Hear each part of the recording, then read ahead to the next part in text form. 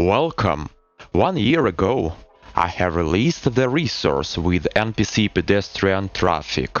Few days ago I have started improving the resource.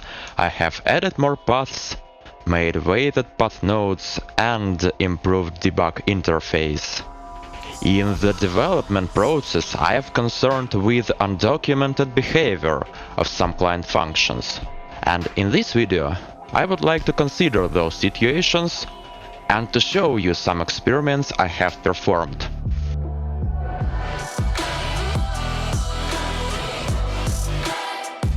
The first caveat is in the NPC damage synchronization. Let me describe the experiment.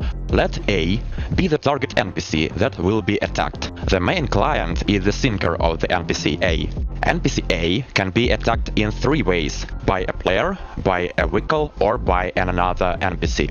Attacker can be synced by a syncer client or by not syncer player client. Now I would like to turn your attention into the code. I'm using one file for server side and for client side.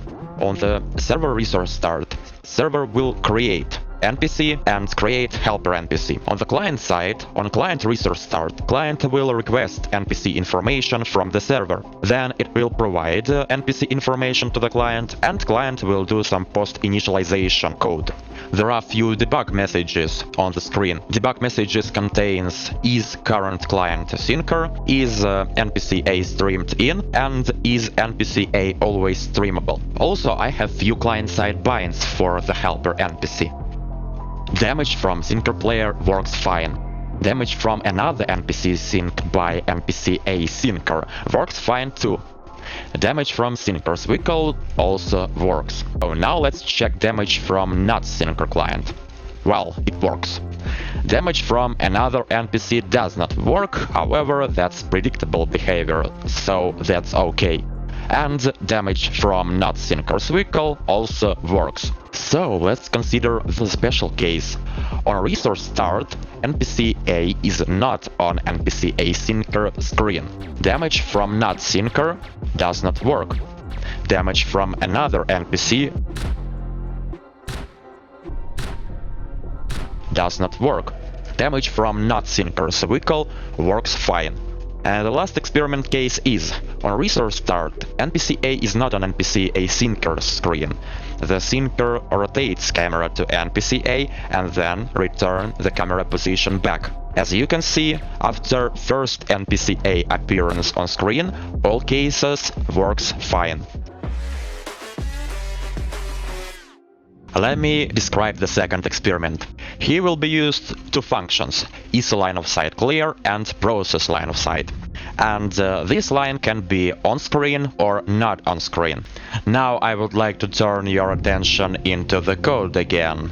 All code in this experiment is client-side, so the first piece of code is defining line-of-sight positions. Next, the event handler will accumulate all data from our line-of-sight. Here can be used isLineOfSightClear function or processLineOfSight. On client render, all line-of-sights will appear on screen, and if at least one of line-of-sights will be hit, there will be message in debug field. The first case. Function is isLineOfSightClear.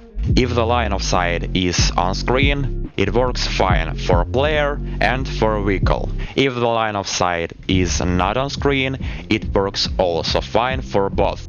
Now the second case. Function processLineOfSight. If the line of sight is on screen, it works fine for player and vehicle. However, if the line of sight is not on screen, it does not work for player. And works fine for a vehicle. In the conclusion, I would like to provide the results of the first experiment and the second experiment.